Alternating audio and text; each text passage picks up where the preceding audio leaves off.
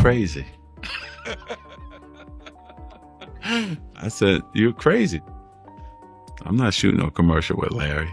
So I said, okay, what, we're going to shoot in L.A.? I would never went to L.A. to film it. Well, where we go? Magic Johnson recently revealed the moment that quietly cracked one of the greatest rivalries in sports history, an event no one saw coming. Surprisingly, it wasn't retirement, championships, age, or a defining play on the court. It was something far more human. Larry Bird's mother, Georgia Bird, in the most unexpected setting imaginable.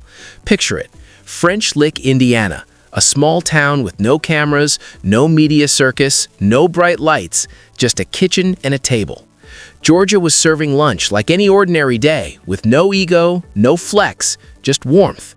Magic Johnson walked in as the enemy, the man who had battled her son on basketball's biggest stage.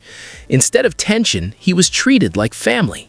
This was Magic Johnson, the 5-time NBA champion, 3-time Finals MVP, 12-time All-Star, leader of the Showtime Lakers, a global icon who helped elevate basketball into pop culture. His words carry weight, and what he experienced in that kitchen hit him hard.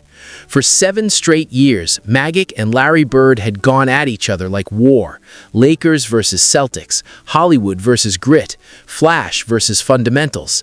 They were built to clash, and the league thrived on that tension. But in that kitchen, everything shifted. No banners, no trash talk, no rivalry energy. Just respect, humanity, and a moment that stripped it all down to real life. Magic didn't meet a legend that day. He met a mother. That simple, genuine encounter did what no final series ever could. It changed the way he saw Larry Bird forever. The hatred between the two men had been real and deep, not media hype. In fact, Pat Riley had instructed Lakers players never to help a Celtic off the floor. No hand extended, no gestures of sportsmanship. That's how serious the rivalry was. And yet, in that quiet kitchen, everything melted away.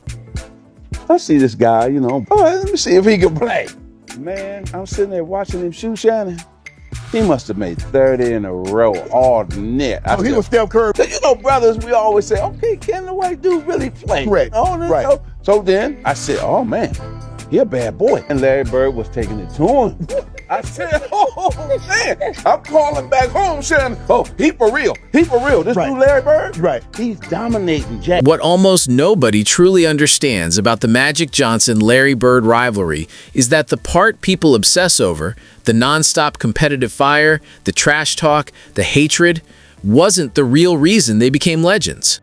What made them unstoppable ran much deeper. They were essentially the same person in different jerseys. Same obsession, same hunger, same refusal to back down. One just smiled more, the other barely smiled at all. Magic first saw Larry Bird play the summer before their legendary NCAA championship clash at the World Invitational Tournament, where the best college players in America faced elite international competition. Magic showed up ready to scout, not be impressed. But Bird shattered every stereotype Magic had about basketball. 30 jumpers in a row, all net, ruthless efficiency, no hesitation, no flash. It rattled him. The real collision was inevitable. On March 26, 1979, Michigan State faced undefeated Indiana State for the NCAA championship. Larry Bird was everywhere. Magazine covers, headlines, Sports Illustrated hailed him as college basketball's king. The game became a cultural phenomenon.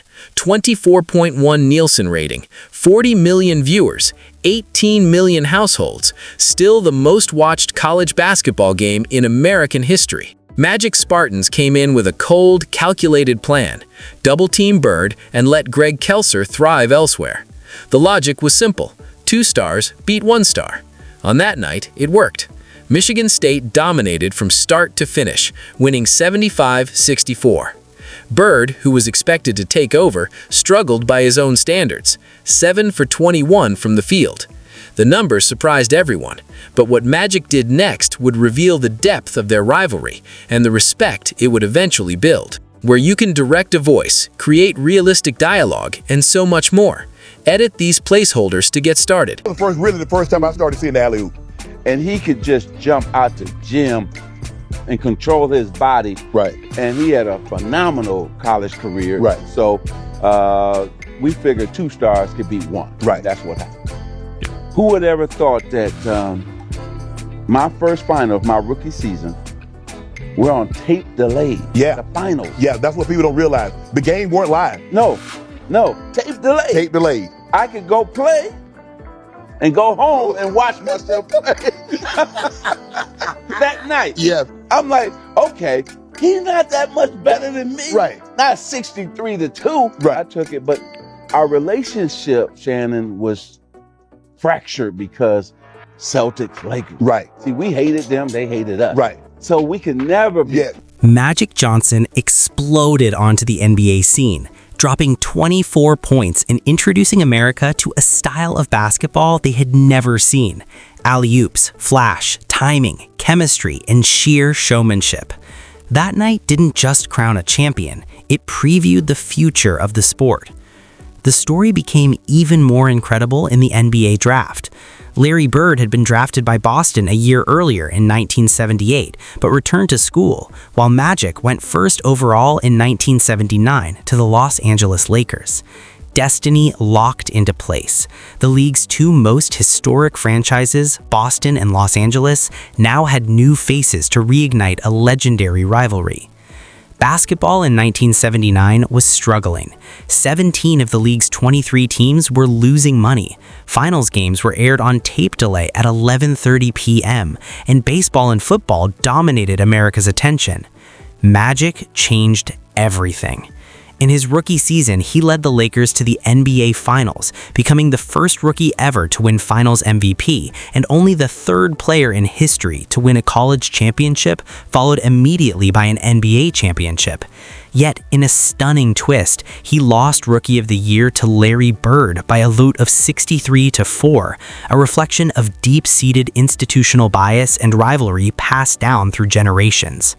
Pat Riley made it clear to his Lakers, never help a Celtic off the floor. Boston enforced the same code, a mentality embedded by Red Auerbach. This was no longer just basketball, it was tribal warfare played out night after night at the Boston Garden in the Forum. The rivalry reached its boiling point in the 1984 NBA Finals, a brutal 7-game series that ended with Boston victorious on their home floor.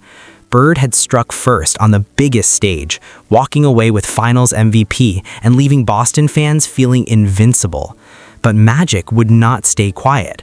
By 1987, the Lakers returned with a vengeance, taking the finals in 6 games at the Forum, with Magic claiming Finals MVP and Showtime basketball asserting itself as loud, flashy, and unstoppable. Year after year, one of them would lift the trophy, sending a personal message to the other. The NBA's identity was now inseparable from this rivalry. On the court, the numbers underscored their dominance. Magic averaged 19.5 points, 7.7 rebounds, and 11.2 assists in finals games against Bird. I flew out to French Lick, Indiana, where he's from. So he had the black ones, I had the purple and gold ones. Right. So we shot about half the commercial, a little bit more, and it's lunchtime. So I'm thinking I'm going to You going to the trailer. because we really haven't broken bread Right. before like this. So he said, Magic, man, I'd like you to have lunch with me up at the house. My mom has prepared lunch. He threw the mom. By the time 1987 rolled around, Magic Johnson held a 22-15 overall edge on Larry Bird, including an 11-8 advantage in playoff games. Every matchup felt intensely personal. These were no longer just basketball games, but psychological battles broadcast to millions, where every possession carried weight. Then, unexpectedly, a phone call from Converse changed everything. The shoe company wanted both men for a commercial, not separate shoots or stitched edits, but together, in Bird's hometown of French Lick, Indiana, a tiny town of barely 1,800 people. Magic was about to step into Larry Bird's world, not as a rival or finals opponent, but as a guest. Neither man realized that this encounter would quietly end the most intense rivalry basketball had ever seen. Georgia Bird, Larry's mother, was no public figure. Born Georgia Marie Carnes in 1930, she married Joe Bird, a war veteran whose experiences left him forever changed, and together they raised 6 children under immense hardship. By the time Larry was in high school, the family had fractured, and Georgia was raising the children alone in one of Indiana's poorest counties. She worked 2 jobs, sometimes approaching 100 hours a week, just to earn about $100, often borrowing small amounts from the local bank to keep food on the table, and paying it back without complaint. This was the woman standing on her front porch in 1987 when Magic Johnson arrived. He was stunned. The mother of the man he had battled for nearly a decade looked him directly in the eye and told him that he, Magic Johnson, was her favorite player. The real moment came when they sat down to eat. For the first time in 8 years, Magic and Bird were not symbols, not rivals, not enemies. They were simply 2 men sharing a kitchen table. No coaches, no systems, no Pat Riley glare, no whiteboards, just food, silence, and shared humanity. In that quiet space, something shifted. The hatred that had fueled years of epic battles drained away, replaced by understanding. At that And she brought that last one and set it down, and she hit him, said, did you tell him yet? And Larry said, no, Mom, you tell him. She turned and said, Magic, you my favorite basketball player. And then we started talking. Right. Like 2 little boys. Right. And, you know, we're similar. We grew up poor. We're both from the Midwest. We love the game. We love to win, you know, on Right. and on. And that's when our friendship evolved and grew. And we've been friends. Magic Johnson recalls the moment that quietly transformed his relationship with Larry Bird. As Georgia Bird, Larry's mother, brought out the last dish at the table, she turned to Magic and said, "You're my favorite basketball player." Larry hadn't said a word, and Magic was stunned. From that simple moment, their conversation flowed naturally, like 2 boys discovering a shared bond. They realized how similar they were. Both grew up poor in the Midwest, both loved the game, both had an unrelenting drive to win. That was when their friendship began to evolve, a bond that has lasted ever since. Beneath all the banners, headlines, and media hype, the truth was simple. Magic and Bird were 2 kids from small towns who used basketball as their escape, not initially for fame or money. James Worthy later noted that it wasn't until that Converse commercial that the public understood what was really going on. They weren't fake rivals built for TV. They were brutally competitive men who hated losing and saw themselves reflected in each other. But that rivalry came at a cost. Bird's back was wrecked in 1985 shoveling crushed rock to build a driveway for his mother, an injury that haunted him for the rest of his career. Magic paid his own toll as the physical and mental demands of perfection wore on his body. Both ultimately walked away earlier than planned, not by choice, but because their bodies could no longer match their minds' expectations. The depth of their bond became unmistakable on November 7, 1991, when Magic announced publicly that he'd contracted HIV. Larry Bird, normally the coldest competitor on the court, broke down in tears, mourning not a rival, but a brother forged through years of battle. Between 1979 and 1991, the 2 men combined for 8 NBA championships, 6 finals MVPs, and 6 regular season MVPs. They didn't just save the league, they rebuilt it. NBC broadcast rights skyrocketed from $88 million in 1982 to $600 million by 1989, and basketball became a global obsession. Yet their greatest legacy wasn't trophies or contracts, it was the proof that true greatness requires an equal. Magic famously said it himself, there is no Magic Johnson without Larry Bird, and no Larry Bird without Magic Johnson. Today, their lives could not be more different.